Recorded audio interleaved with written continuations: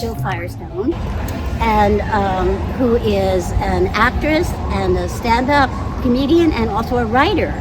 And she's currently head writer on a show in LA, a game show, which we're not going to talk about because it's secret.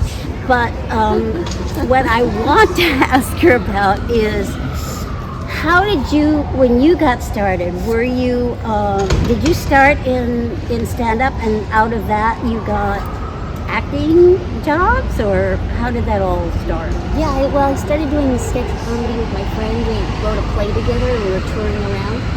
And then... Where was this? We met in college and then we started touring around the country. Oh, really? And then we he was from New York, and so his name's Dylan, and we decided to go to New York so that we could sleep on his bunk beds and kind of start doing comedy here. And then we kind of got into like sketch and improv, and then that led into stand-up. And then I started doing stand-up, which led to some acting things. Right. And writing. From when you got out of college to when you actually started making money off of it, was it sort of right away, or no, it took forever? Yeah, it took I think I started doing stuff here in New York in 2010, and I think my first job was in I think I first got paid maybe 4 years later. Oh dear. I think that's how it worked. I think it was 4 years. Yeah. Did you have to get like a survival job, or? Yeah, I worked in food service, so I did a lot of cafe work and catering, and I worked at a school, and I had a lot of jobs. But I remember one time I was catering, and like you didn't get to check your phone very often. Yeah. And I went back to check my phone during like a break we had, and on the phone I got a text message that said congratulations. And I was like, oh my gosh, I finally got something. I don't have to come back here. I'm so excited. And I was so elated. And I was like, what did I get? What, did you hear something? And then he was like, oh, I'm sorry, I meant to text someone else. Oh, no. But I was so excited that I didn't have to, I would be out of there. But, oh, God. Yeah, because they always put me on toilet duty. Oh, dear. Yeah. Always something weird going on in that toilet. During the pandemic, or just before the pandemic, you volunteered at a senior center, right? Yes. For a comedy class. Yes. Correct? Yes, correct. So how did that all come about? Well, so I wasn't working. There's times in these show business where you're not working for long stretches of time. And I was I just moved to the neighborhood, and I wanted to work. I wanted to do something with comedy that made me excited to do comedy because I was feeling a little bit burnt out and a little bit like my priorities were all wrong. And so I was like, maybe I'll teach a class because I've taught classes before. And so when you teach a class, people really want to learn it. People are excited about it, so then it kind of makes you excited about it. And so then I started the class 2 weeks before the pandemic started, and then we went to Zoom. And you weren't. No, I wasn't in the first couple of weeks. I thought I saw it in, I don't know where I saw it, because I wasn't actually going to that senior center. But it was really close to you. It was very close to me, and I knew it was there, and somehow it was advertised that they were going to have a comedy class, and I thought it was about writing comedy. So, but it turned out to be, I don't know, maybe you could describe it. How would you describe it? Certainly more about stand-up, like performing, but I'm a performer basically, so of course that appealed to me. You were able to, after teaching this class for about a year or something like that, you had this brilliant idea of making a TV show out of it. Yeah, we made a special. And how did that come about? Was that just people you knew? Yeah, I think people were starting to do specials, and we were able to do it for a budget.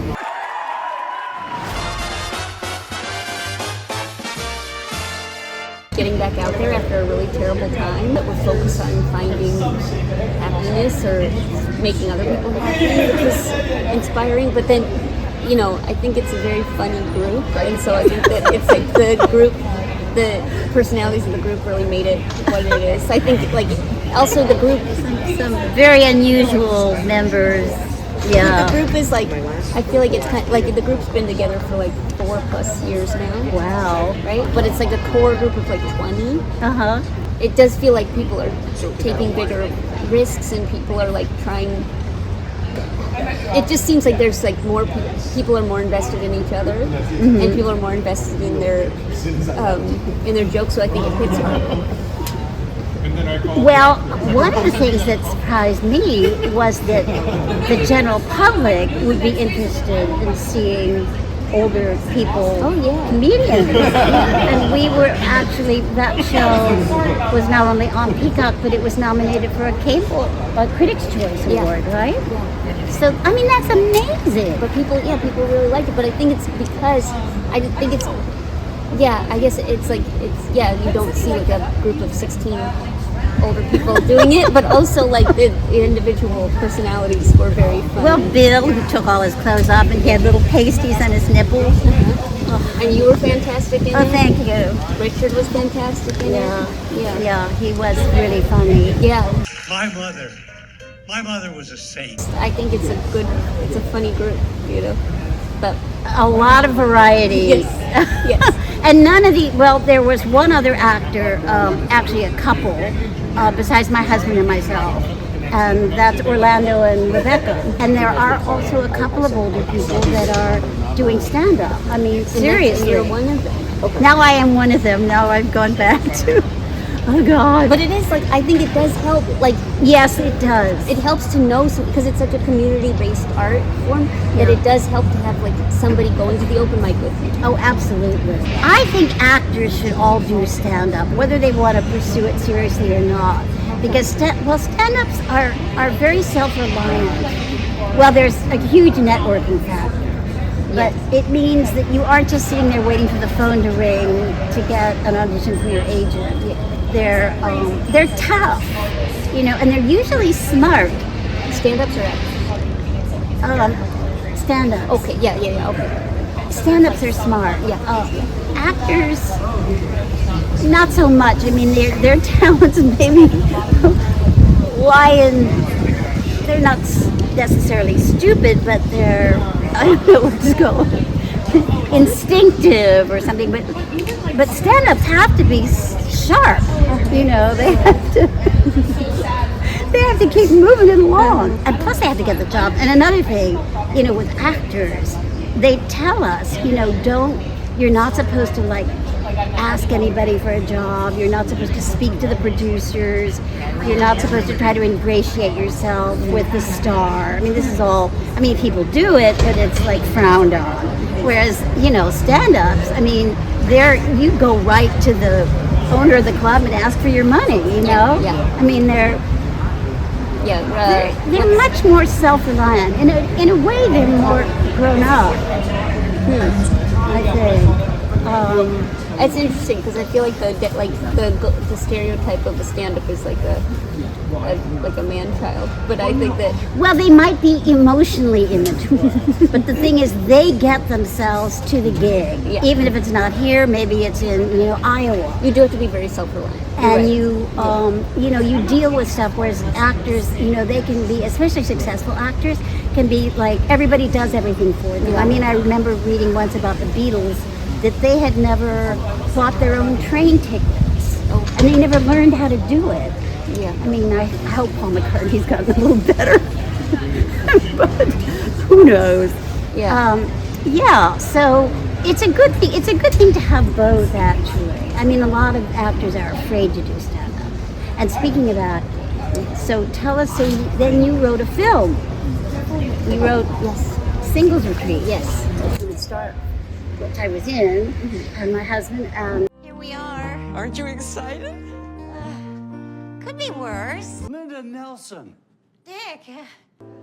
Oh, it's so nice to see you. It's a happy day. Yes. The sun is shining. It's a lovely day. he's now deceased. He was Anyway, fabulous. yeah, he was great. Yeah, and you were too. Thank you. And we had Bibby, who's 92 or something like that. Yeah. Never acted before. She was terrific. Yes, she was really good. You two had good chemistry. We do. Well, we like each other. That helps. Yeah. You know, we both plan to get laid this weekend. Okay. Okay, so this is a little gift on behalf of the organizers. Oh, thank you so much. But I also, didn't you privately rehearse? Yeah, well, Yeah. we're actors. We rehearse. Yeah. You know, I guess this was like a surprise for Vivi, but I had just finished another job, and sometimes when you're working, a lot of these jobs you're doing somebody else's idea, you're doing someone else's project, you're hired to help them, and sometimes it makes you, it kind of makes me want to, like, if I have money, then I do want to use it to make my own thing, just see if I can still do it, and then the people that were in the class they make me laugh a lot, and so I kind of thought maybe it'd be fun to do a big project with everybody. well, it was great. It was fun. I really, really enjoyed it, so this place, it's called the Pocono Palace, or it was called the Pocono, and it had, every room had a jacuzzi. Some of them shaped like hearts, and some of them shaped like giant wine glasses. And the beds were all round. I mean, which made it really difficult getting on and off. They kind of just slid. I don't know what the other people did. So, okay. Did you all have a crazy room? It was crazy enough. Yeah. Oh, and Vivi got stuck in her jacuzzi. I heard She couldn't get out of it. She got in it. It was like one of those roach motels. Well, She couldn't get out. so there was a lot of trust involved. Yes, It was nice that the group trusted me, and that I obviously Oh, you were trust the group, but fantastic. It was And it was a wonderful crew. Yeah, it was a nice The crew. cameraman was great. So then I wanted to ask you, I know that you've been doing some acting lately. You were in that vampire series. I don't know the name of it. What We Do in the Shadows. What did you play in that? I played an energy vampire. So annoying, right? Like, okay, boomer. As I was saying, what we do have here is a situation in which we. It's like somebody who's really boring and sucks the life out of people. But I think that the acting stuff, I'm always kind of, like imposter syndrome, where like I never think I'm supposed to be there. I'm always like, oh, I'm not. This is not what I kind of fell into this one. But like A lot of us feel that way. really, yeah. But I was watching something recently and you popped up. It was very exciting. to Well, see. good. But you're so good. Oh, You're so thank good you. on screen. Yeah. Gosh. What was See, it? I don't think so. Oh, I think really? I'm really, it's the imposter syndrome again. Oh, you know what it was? It was Rock and Roll High School. All right. Class, listen up. Are you okay? I'm going to be gone for a few minutes. While I'm away, I want you to continue with your exercises for the day. Nah, none of that. Let's have a little enthusiasm. And, a one and a two and a jumping up and down. Come on, girls. That's right. Oh my God. You were great in that. That was great. Another one of those jobs my agents didn't want me to do. I'm glad you did it. Yeah, well, what happened was they had another actress playing that part, and she got what I call a real job and quit. And so I knew Paul Bartel. I had met him in New York. And at one point he wanted me to do this movie that he had written, but unfortunately it took him like 20 years to raise the money. And so by the time he actually raised the money to shoot that film, I was too old to play that part. But we remained friends, and every now and then he'd take me out to dinner. So he said, oh, I know somebody, get Alex Elias to play the gym teacher of all things. And so I came in. The faculty of this high school was me, Mary playing the principal, Mary Warnoff, and Paul was playing the art teacher. So it had a faculty of 3 people. And it was, they blew the school up. That turned out to be a disaster. I mean, it was just a mess. But, it turned out to be this long-lived cult film. So that's not so bad. No, that's not so bad. Okay, so what's next? You're going back to LA to work on this job, which we cannot speak about. And but you got a job. I do have a job. Yeah. And we still operate the group, the senior comedians. Yeah. We still are meeting once a week on Sundays on Zoom. So we plan to keep doing that? Is that the idea? Yeah. Okay. It's one thing to take a class, but it's another thing to pursue it Yeah. in real clubs and on real shows, and you're doing it. And it's cool because you're really good, so it's good that Thank people are you. seeing you. Well, we'll see how it works out. I mean, I keep thinking, that it's just temporary, but, maybe, who knows? Oh, I'm going to be doing a contest. It turned out to be more important than I think. It's called the Ladies' Room, and it's up in Harlem. And it's got women coming from all over the country. It's in December. It's a contest. So I'll do that and see what happens. Great. Yeah. And so that's everything I can think of. Is there anything you want to add? Or I don't think so. Okay. Yay! Thank you. Thank you.